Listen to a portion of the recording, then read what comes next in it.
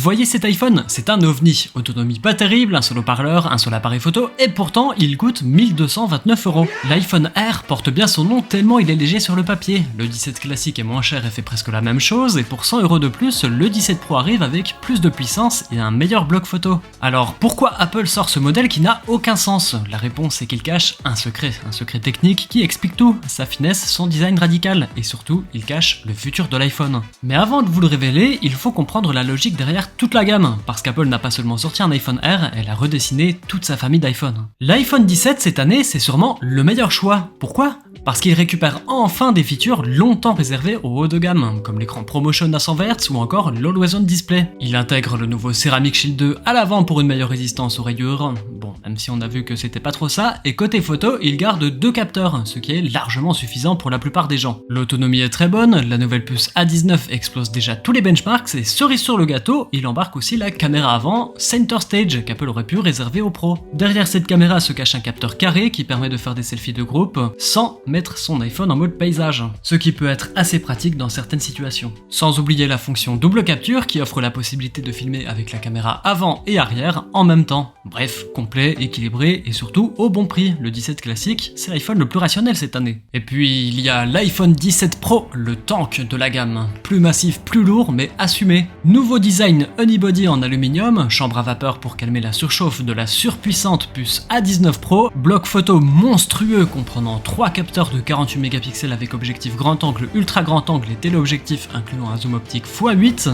il peut même filmer en ProRes RAW. La caméra avant Center Stage et la fonction double capture sont bien évidemment de la partie, ainsi qu'une énorme batterie, sauf en France où notre bon vieux tiroir SIM vient encore grignoter un peu d'espace. Bref, c'est l'iPhone de la démesure, celui qui en fait trop et qui plaît justement pour ça, même si il n'a pas de version noire et ça c'est un peu triste. On a donc, je l'ai dit, l'iPhone 17 le plus logique cette année, l'iPhone 17 Pro le plus extrême et cher, et puis il y a l'iPhone Air. Plus cher que le 17 mais moins complet, tout en étant bien moins puissant que le Pro. Sur le papier, c'est un véritable ovni, un iPhone qui n'a absolument rien pour lui. Et pourtant, difficile de ne pas être séduit. L'iPhone Air est magnifique, ultra fin et incroyablement léger, au quotidien ça change tout, c'est un iPhone qui disparaît presque dans la main. Même si son écran est plus grand que celui du 17 ou du 17 Pro, sa finesse permet de le manier plus facilement. Mais tout ça, ça a un prix. Parce qu'en réalité, l'Air cache un secret technique qui explique son existence, sa finesse radicale et peut-être même le futur de l'iPhone. Rappelez-vous, le keynote a débuté sur une citation de Steve Jobs qui résume parfaitement l'iPhone Air. Le design n'est pas à quoi le produit ressemble ou quelle impression il donne, le design c'est comment il fonctionne. Et c'est exactement ça, l'iPhone Air ce n'est pas un produit défini par ce qu'il montre mais par ce qu'il cache. Sur son site, Apple en rajoute même une couche avec cette phrase « le futur entre vos mains ». Elle ne dit pas ça car l'iPhone Air a mis une vitesse à la concurrence, non, derrière ces punchlines marketing il y a une vraie réalité technique. Toute l'ingénierie de l'Air repose sur un seul élément clé, le plateau. Un socle qui regroupe absolument tous les composants de l'iPhone, la carte mère, la puce, la connectique, les capteurs, tout est compacté à l'extrême dans cette seule et unique pièce. Et ce choix change tout, parce qu'en libérant le reste du châssis, Apple laisse la place à une seule chose, la batterie. C'est ça le vrai tour de magie, l'iPhone Air est incroyablement fin et pourtant son autonomie ne s'écroule pas.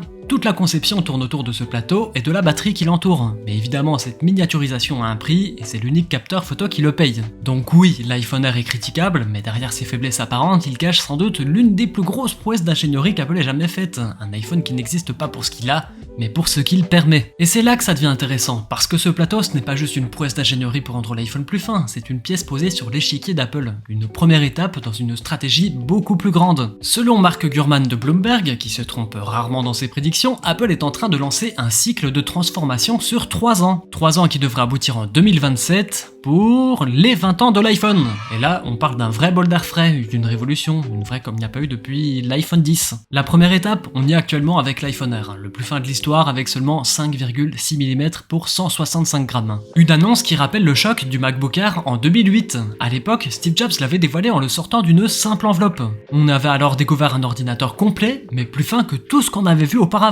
Tout le monde avait été complètement choc-barre. Parce que derrière le geste théâtral, le MacBook Air a lancé une vraie révolution. Le le design ultra fin est devenu la norme sur toute la gamme Apple, puis dans l'industrie entière. Le SSD a remplacé les disques durs classiques, offrant plus de vitesse et d'autonomie, les lecteurs CD ont disparu, ouvrant la voie à des machines plus compactes, et Apple a poussé l'usage du sans-fil, préparant le terrain pour l'iPad, puis pour tous ses autres produits mobiles. L'iPhone R suit la même logique, radicalement plus fin, pensé comme une vitrine technologique, mais surtout comme une rampe de lancement pour la suite. Et la suite, elle arrive vite, puisque la deuxième étape, c'est pour l'année prochaine, l'iPhone pliable. Il prendrait un format livre comme un Galaxy Z Fold, sauf qu'ici, Apple viserait un tour de force en éliminant le pli au milieu de l'écran. Est-ce que ce serait un iPhone qui s'ouvre ou un iPad qui se plie? C'est la bonne question. Quoi qu'il en soit, ce serait une vraie rupture de format et d'usage. Et si Apple peut réussir ce pari, c'est grâce à l'iPhone R1. Son plateau ultra compact montre qu'on peut condenser toute l'électronique dans une seule partie de l'appareil, ce qui dans un pliable libérerait l'autre moitié pour la batterie et la charnière bien sûr. Mais ce n'est pas qu'une histoire de place, l'iPhone R avec son design ultra fin a déjà obligé à repenser la dissipation thermique, parce que quand tout est compacté comme ça, la chaleur ça devient le vrai ennemi. Et sur un pliable, ce sera encore pire.